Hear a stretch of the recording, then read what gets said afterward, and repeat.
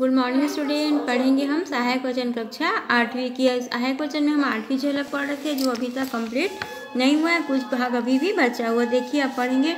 जब दक्षिण अफ्रीका की सरकार के दमन के समाचार भारत में पहुंचे तो भारतीय नेताओं के जोर देने पर वायसराय ने दक्षिण अफ्रीका की सरकार के अन्याय के विरुद्ध जांच कमीशन की मांग की।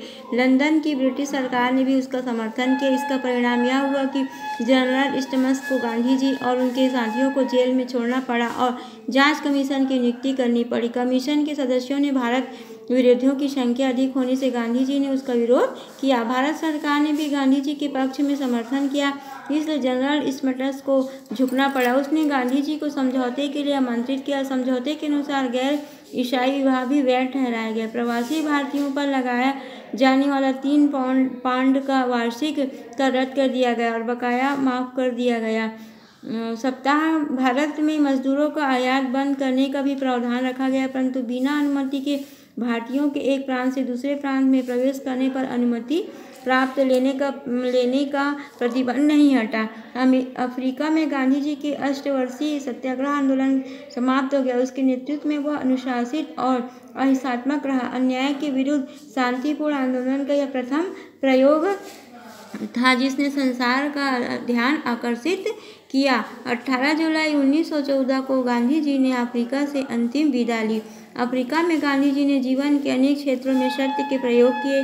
शाकाहार, फलाहार, उपवास, व्यायाम, ध्यान, प्रार्थना, मौन व्रत उनकी व्यक्तिगत साधना के अंग थे। सत्याग्रह मानवाधिकारों की रक्षा की दिशा में किया गया अभिनव प्रयोग था जिसमें संपूर्ण तो नहीं बहुत कुछ सफलता अवश्य प्राप्त हुई थी। उसने भारतीयों की मानवीय अधिकारों के लिए किस प्रकार शांतिपूर्ण संघर्ष किया जा सकता है और ऐसा संघर्ष जिसमें मारना नहीं मरना होता है, यह सिखलाया। उनके सत्याग्रह की विशेषता रही कि उसने विपक्षी के प्रति घृणा अथवा शत्रुता का भाव घर नहीं कर पाया था। जनरल स्टमस जिसमें सत्याग्रह आंदोलन को कुचलने की कोशिश की, गांधी जी के प्रति आदर रखता था। गांधी जी भाई के रूप में संबोधित होते थे।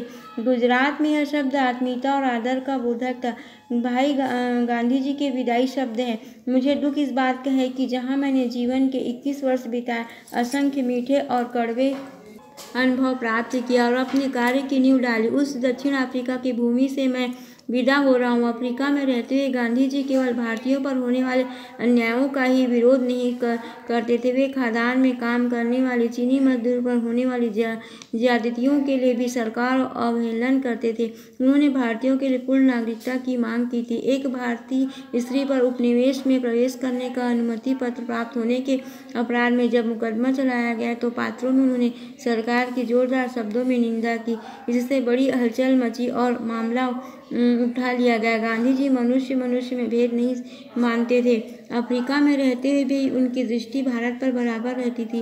उन्होंने नमक कर समाप्ति, ब्रिटिश माल के आविष्कार और बंग भंग आंदोलन के समर्थन में लेख लिखे। उन्होंने वंदे मातरम को राष्ट्रीय गीत बनाने तथा देश में राष्ट्रीय एकता स्थापित करने की दृष्टि में राष्ट्रभाषा बनाने के लिए हिंदी हिंदुस्तानी का समर्थन किया। न्याय और मानवता के आधार पर होम रूल स्वराज की मांग पेश की। वे बाहरी दुनिया पर भी दृष्टि रखते थे। रूस की क्रांति पर टिप्पणी करते हुए उन्होंने लिखा था कि यदि यह क्रांति सफल हो गई तो इस शताब्दी की महान विजय होगी। देखो इस तरह से आपकी 8वीं झलक कंप्लीट हुआ।